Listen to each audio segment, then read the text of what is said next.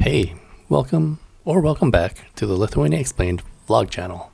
Today I thought it might be interesting for foreigners to tour a Lithuanian supermarket, in this case a Rimi. Now I should say Rimi isn't originally a Lithuanian company and actually is a subsidiary of Swedish group ICA. However, they become one of the big supermarket chains in the country, so you'll definitely find these stores across Lithuania.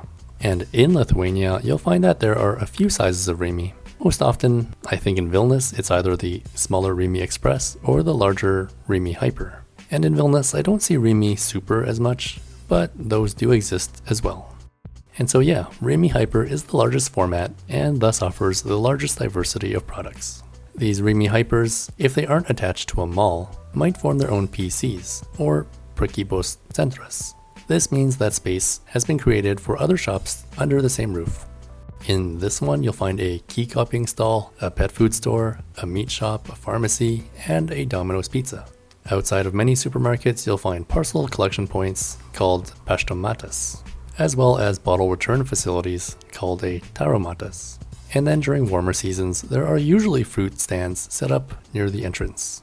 As you walk in, I guess it's a good time to say that it's pretty commonplace in Lithuanian supermarkets to bring your own bag and fill it directly, rather than first using a store shopping basket or shopping cart. I'm not sure if this started during the pandemic, or if it's always been like this. I guess, having grown up in Canada, this sort of thing would always have looked suspicious. Now, I was going to do a full tour of every single part of the store, but one, I think 50% of that would be boring since it's standard supermarket stuff, and two, I just wouldn't know what to say most of the time. So I'll try to just point out the things that I think are different from the supermarkets that I might encounter in my home country of Canada. I think most of the larger supermarkets in Canada will also have quite a lot of non-food items. Here, you can see there is a large section devoted to hair care, cosmetics, and hygiene. And then in this section, there's all things related to babies and children, and toys. And then a teeny tiny section for electronics in the corner. There's an automotive section, a kitchenware section, a seasonal section. And this can range from camping gear in the summertime to little slides for going down snowy hills in the wintertime. Many supermarkets also have a small section for these candles. For Lithuanians, who are mostly Roman Catholic, this is the traditional type of candle that you take and light and then place on a family member's gravesite. During the sacred days of Vėlinės and All Saints' Day, candles will be sold in larger quantities and perhaps even be part of the seasonal section. As we continue to walk through, I should say that I was hoping to encounter a little souvenir section where one would be able to find Lithuania keychains and trinkets and flags. So I don't know if this store changed things or if I just somehow missed it, but I have noticed such things at many other large supermarkets. And if we keep going, there's the bakery section, with this one being large enough to host its own bakery. As far as the stuff you'll find in Lithuania that you might not find in the US or Canada, well, there's always a section for this tasty treat, šakotis. It's often something you might buy as a gift or bring with you when you're invited to someone's place for dinner. And if we keep moving, you'll see this prepared food section, which I'm sure most supermarkets around the world will have as well. But of course not these exact foods. Here you can get cheaper, less fresh versions of Lithuanian favorites. Things like cabbage rolls, chicken kyiv, cold beetroot soup, which is called šaltibarščiai, potato pancakes, kibinai, and the list goes on and on. No, they might not be as fresh as if you got them from a restaurant, but if you are on a budget and want to make sure you get to taste a little bit of everything really quickly, this could be one way to do it. And then when it comes to fruits and vegetables, I would say most of the basics are there most of the time. Apples, oranges, bananas, you'll probably be able to purchase these all the time, year-round. Melons, cherries, and other fruits are definitely more seasonal. Carrots, onions, and potatoes are probably the biggest sellers in terms of root vegetables, which probably isn't too surprising. And then there's a small herb section, but honestly, I prefer to buy stuff like this at a local market instead. There's less plastic packaging, and you tend to get a lot more for the same price. Then here's a deli section with sliced and cured meats and cheeses and hummus, and this extends to the sausage and salami section as well as other meats.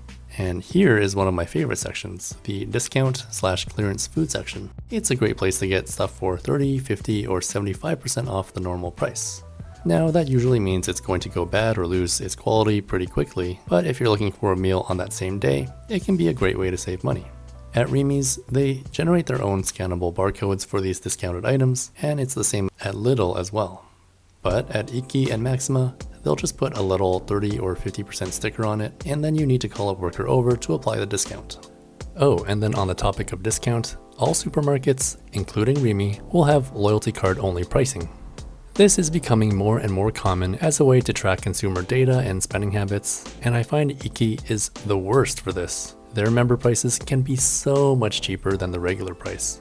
I personally call it a tourist tax because people who visit are very unlikely to sign up for a loyalty or discount card and will instead just pay the full regular price. And moving on, another thing that's big in Lithuania is these curd snacks called surelis. It's cheese curd often covered in chocolate, and sometimes there's a filling in the middle. Small supermarkets have small sections with a few types of surelis, and then you have these bigger supermarkets with these bigger selections. Also in the dairy section, you'll find other Lithuanian staples like kefir, gretine or sour cream, and varškės, just packages of cheese curd. Nearby is the cereal section, which has a pretty standard selection of cereals. Juices and waters shouldn't be a surprise, but in this part of the world, you'll also have a section for gira, otherwise known as kvass. It's a fermented bread drink, and that kind of reminds me of a root beer. If you want to try a local non-alcoholic drink, I would definitely encourage you to try gira. I should say that the homemade stuff found in restaurants might contain a bit of alcohol, just from the fermentation process. And this particular Rimi Hyper has a lot of alcohol.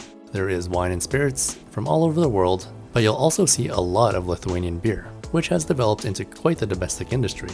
You can also buy bottles of Lithuanian mead, as well as little gift sets, since it's a great local product to take with you back to your country.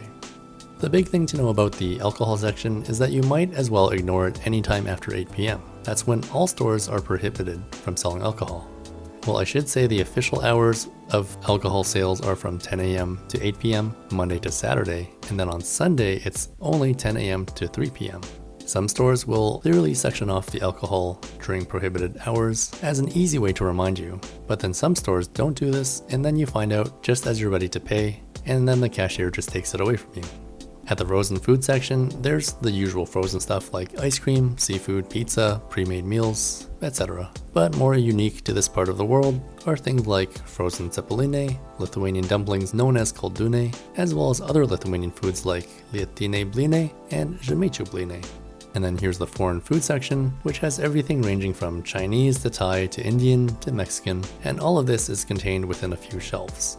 For grains, you have the usuals like barley, rice, and pasta, and oatmeal, but I would say buckwheat is one pretty popular notable staple food here as well. And then there's quite a lot of local candy. The two big chocolate companies in Lithuania are Pergalė and Rūta, and you'll find plenty of stuff from these companies in most supermarkets. These two brands also tend to have Lithuania-themed gift sets, which you can again take back to your home country as gifts or souvenirs. And you'll also find the other Baltic chocolate companies in most supermarkets as well, like Latvia's Laima and Estonia's Kalev brand. Big supermarkets also tend to have a section for loose candies where you can buy as much or as little individually wrapped candy as you want. And then trying to wrap things up, I would say that most Lithuanian supermarkets, even the small ones, have self-checkout available. I know it's a way for stores to reduce their staff, and sometimes this becomes a huge pain in the butt if you have an issue that needs to be fixed. But self-checkout is what we usually go for since, there's only usually one person working at the normal checkout. And near the regular checkout and self-checkout, you'll find these cheap Lithuanian SIM cards, for now at least. I should say that recently, the Lithuanian parliament passed a law requiring mobile operators to register new prepaid SIM cards and the people who buy them. This comes into force from 2025, and so I guess for now we'll just have to wait and see what it looks like. Anyways, I think that's everything I have to say for this Lithuanian supermarket tour. Do let me know if you'd like a tour of a different size supermarket or something from a different company. I can add it to my list of videos to make. I hope you enjoyed this video, and do please leave a comment if you have anything to add or have any questions. As always, thank you so much for watching, and I'll see you next time.